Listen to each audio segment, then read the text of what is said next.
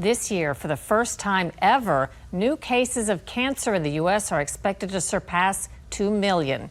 The alarming increase follows a period of relative stability in new cancer cases prior to COVID.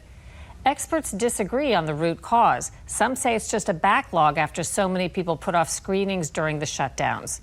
But some researchers point to the mysterious spike protein in COVID and made in the vaccines.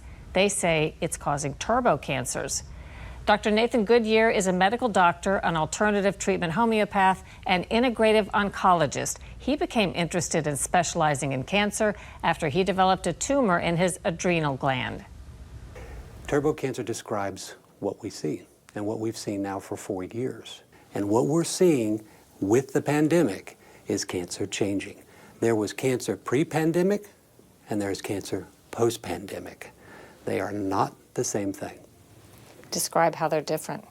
You know, before the pandemic was predominantly one that we would say we were winning the war on.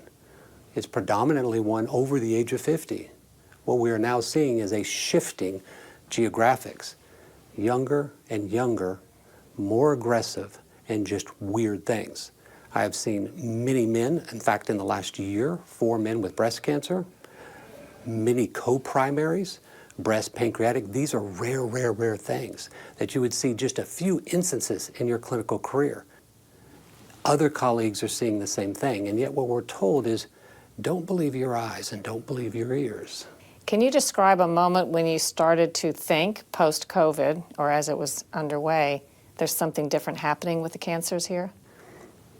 I think the first thing I would say is when I saw a 28-year-old with stage 4 colorectal cancer early on in the pandemic.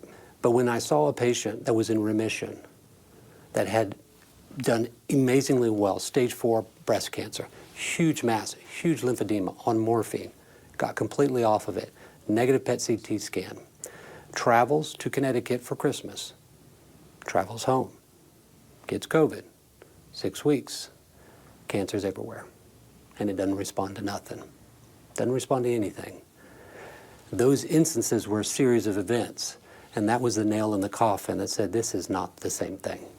Have you been able to identify what you think about COVID or the pandemic is causing what you're calling turbo cancers?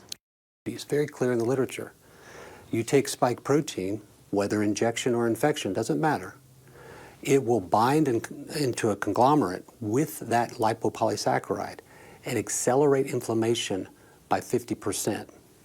And inflammation is the chronic platform of chronic disease, and so that'll accelerate cancer.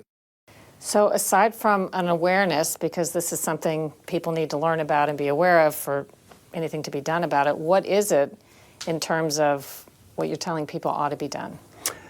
Get ahead of it. The power to heal and maximize your healing potential, it rests within us. I always tell all of our patients that we take better care of our cars than we do our own bodies. We also want to innovate in the arena of therapies that allow us to heal, not destroy. When you look at surgery, when you look at full-dose chemo, both of those therapies have had advancements in medicine. There's no doubt. I was a surgeon.